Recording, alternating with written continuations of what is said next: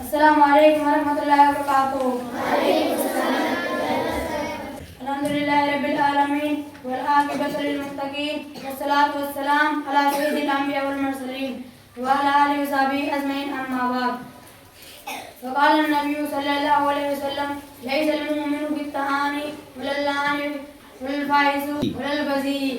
میرے اسلامی بھائیوں، ابھی آپ کے سامنے ایک حدیث پڑھی گئی ہے جس کا ترجمہ یہ ہے کہ جیسا کہ اللہ کے نبی صلی اللہ علیہ وسلم فرماتے ہیں، لیس المؤمن بالتہانی ولا اللعن، نہ تو لعن طعن کرنے والا آدمی مومن ہے، ولا الفاحش اور نہ فحاشی کرنے والا، ولا البذیء اور نہ بے حیا کوئی کرنے والا.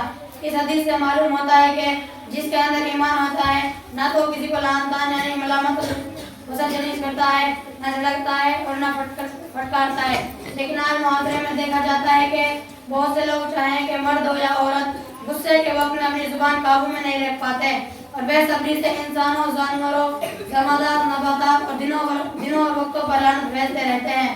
زیادہ تر خود اپنے آپ کو، اپنی اولاد کو، شوہر اپنی بیوی کو اور بیوی اپنے شوہر کو لعن طعن کرتی ہے. حالانکہ لعن طعن کرنا ایک خطرناک جرم ہے. حدیث کے اندر اسے قتل کے برابر قرار دیا گیا ہے، جیسا کہ نبی صلی اللہ علیہ وسلم فرماتے ہیں، لعن اللہ من لعن مؤمنا فہو کقاتلہ. کسی مومن پر لعنت بھیجنا قتل کے برابر ہے. لعنت کے انجام کے بارے میں واقعہ سن لیجئے. لعنت بھیجنے کے بعد اس کا انجام کیا ہوتا ہے؟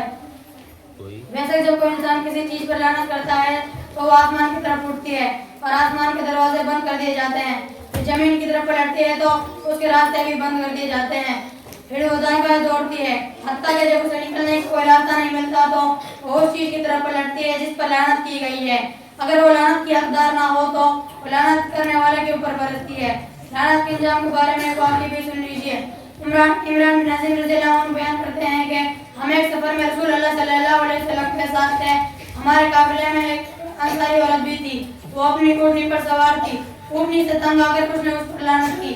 نبی صلی اللہ علیہ وسلم نے سنا تو فرمایا، اونٹنی پر سے سامان اتارو، اسے چھوڑ دو کیونکہ اس پر لعنت کی جا چکی ہے.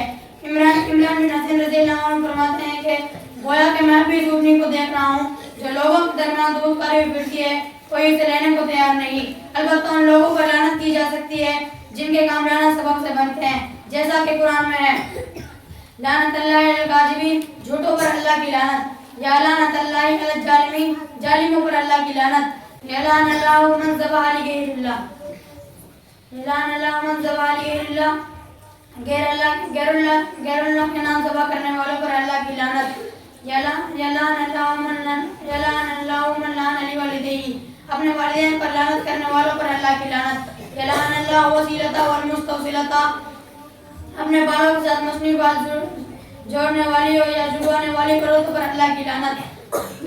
میرے اسلام بھائیوں، ہمیں چاہیے کہ جیسے گاڑی کو آج اگر کسی شخص، عورت یا جانور پر لعنت بھیجنی چاہیے نہیں ہے، کیونکہ اس کا انجام نہایت خطرناک ہوتا ہے.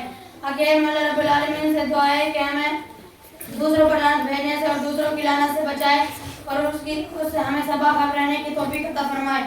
آمین. وآخر دعوانا الحمدللہ رب العالمین. السلام علیکم ورحمۃ اللہ وبرکاتہ.